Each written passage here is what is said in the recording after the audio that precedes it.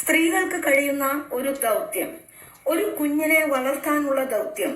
എന്നാൽ കുട്ടിക്ക് പാലല്ല ആവശ്യം, വിശ്വാസമാണ് വേണ്ടത്. കാരണം അരൂപിയിലാണ് അവൻ ശിശുവായിരിക്കുന്നത്. ഒരു സ്ത്രീ എപ്പോഴും ഒരു അമ്മയാണ്. ഇങ്ങനെയുള്ള കാര്യങ്ങൾ ചെയ്യേണ്ടത് എങ്ങനെയെന്ന് അവൾക്കറിയാം.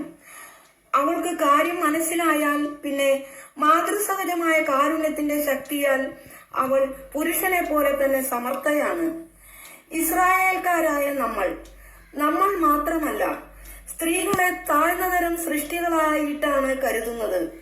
അതാണ് പാരമ്പര്യം. അവൾ പുരുഷന് അധീനനായി കഴിയുന്നു. അത് നീതിയാണ്. ഹവ്വായുടെ പാപത്തിന് അവൾ കൂടുതൽ ശക്തമായി പ്രചരിക്കപ്പെട്ടു.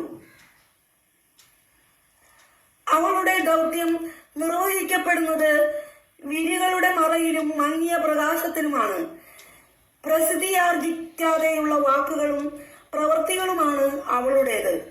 അവളിൽ സംഭവിക്കുന്നതെല്ലാം ഒരു തിരശീല കൊണ്ട് അവളെ ശ്വാസം മുട്ടിക്കുന്നു. ഇങ്ങനെയെല്ലാം ആണെങ്കിലും അവൾ പുരുഷനേക്കാൾ കഴിവും ശക്തിയും കുറഞ്ഞവളല്ല. ഇസ്രായേലിലെ പ്രസിദ്ധിയാർജിച്ച സ്ത്രീകളെ കൂടാതെ തന്നെ ഒരു സ്ത്രീയുടെ ഹൃദയത്തിൽ വലിയ ശക്തിയുണ്ടെന്ന് ഞാൻ പറയുന്നു. അവളുടെ ഹൃദയത്തിൽ ശക്തിയുണ്ട്. പുരുഷന്മാർക്ക് ബുദ്ധിശക്തി ഉള്ളതുപോലെ സ്ത്രീയുടെ സ്ഥിതിക്ക് വ്യത്യാസം വരാൻ പോവുകയാണ്. പാരമ്പര്യ രീതികളിലും മറ്റനേകം കാര്യങ്ങളിലും വ്യതിയാനമുണ്ടാകും. അങ്ങനെ സംഭവിക്കുക നീതിയാണ്. കാരണം ഒരു സ്ത്രീക്ക് കൃപാവരവും രക്ഷയും നേടും. എല്ലാ പുരുഷന്മാർക്കുമായി ഞാൻ നേടുന്നത് പോലെ അവൾ സ്ത്രീകൾക്ക് പ്രത്യേകമായി രക്ഷ നേടിക്കൊടുക്കും. ദൈവത്തിന്റെ സ്വരം ഇങ്ങനെ പറഞ്ഞു: നീയും സ്ത്രീയുമായി ഞാൻ ശത്രുത ഉളവാക്കും. അവൾ നിന്റെ തല തകർക്കും. നീ അവളുടെ കുതികാലുകൾക്ക് കെണിവെക്കും. കെണികൾ വയ്ക്കുക മാത്രം. കാരണം ശത്രുവിനെ പരാജയപ്പെടുത്താനുള്ളതെല്ലാം സ്ത്രീക്കുണ്ട്. അതിനാൽ അവൾ ഉത്ഭവം മുതൽ രക്ഷിക്കുകയാണ്. മറഞ്ഞിരിക്കുന്നതെങ്കിലും പ്രവർത്തനനിരതമായ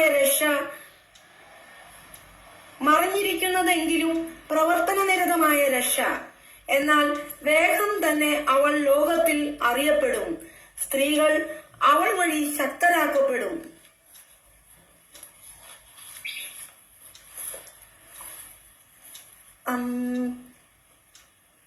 അമ്മേ മേരി മാതാവേ, ആശ്രയമേ ഗണമേ, ആശ്രയമേ ഗണമേ. ജീവന്റെ ജീവിതവാടികളിൽ നിത്യശാന്തിയേ ഗണമേ. അമ്മേ മേരി മാതാവേ, അമ്മേ മേരി മാതാവേ. മർത്യകുമാരന് ജന്മം നൽകിയ പുണ്യവതിയല്ലോ. എൻ വേദനകളിൽ കാരുണ്യത്തിൻ കതിർ